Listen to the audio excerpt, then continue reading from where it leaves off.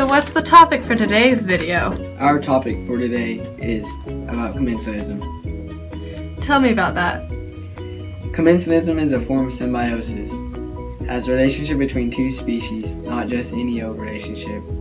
One where other species benefits from the other, while the other isn't affected. Can you give me an example? An example, a human and their dog. The relationship between them, no matter what it is, determines how they live together, which is a form of symbiosis the species are portraying. Can you give me an example of commensalism? An example of commensalism is a clownfish and a sea anemone. The sea anemone acts as a home for the clownfish, but the anemone also poisons intruders trying to harm or eat the clownfish. This relationship helps the clownfish in many ways, but does nothing to or for the sea anemone. That's interesting. Thanks. You're welcome.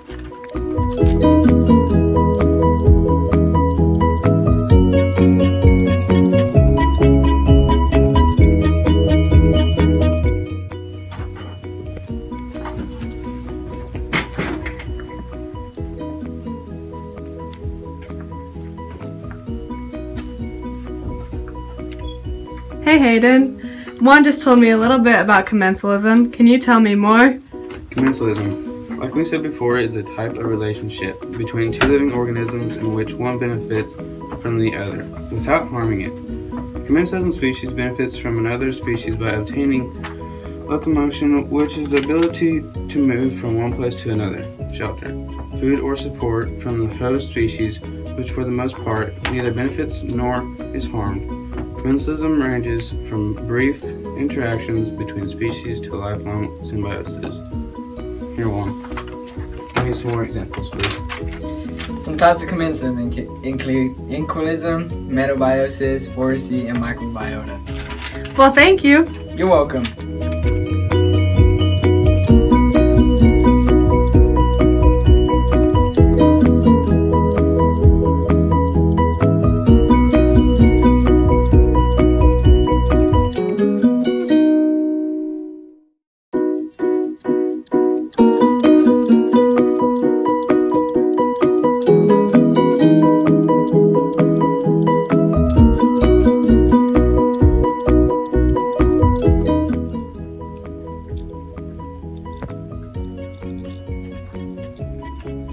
Hey Sarah, can you give me 4 more examples of commensalism? Sure.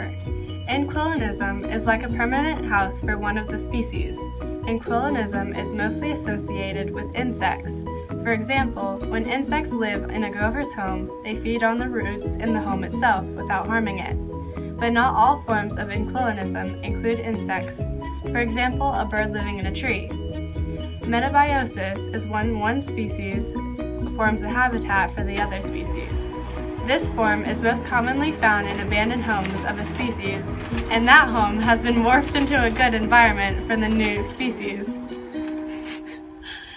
For example, a hermit crab's home is its shell, which came from a different organism. The shell is used as protection and a moving home for the crab. Foracy is when one species uses the other for transport. It's like the one species is hitching a ride to get somewhere. Foracy is mostly common with plants. For example, when bees pollinate plants, that's a form of foracy. The pollen sticks to the bees to move onto different plants. Another example is when seedlings attach onto larger animals to find a better place to grow. There are also forms of foracy that include a smaller species hitching a ride from a larger species. This ride helps the smaller species get somewhere else, along with sometimes protection. Microbiota is where one species forms a community within another species. For example, when bacteria lives on humans. This form can also be described as parasitism, but most commonly known as a form of commensalism. Thanks Sarah for that awesome information. You're welcome.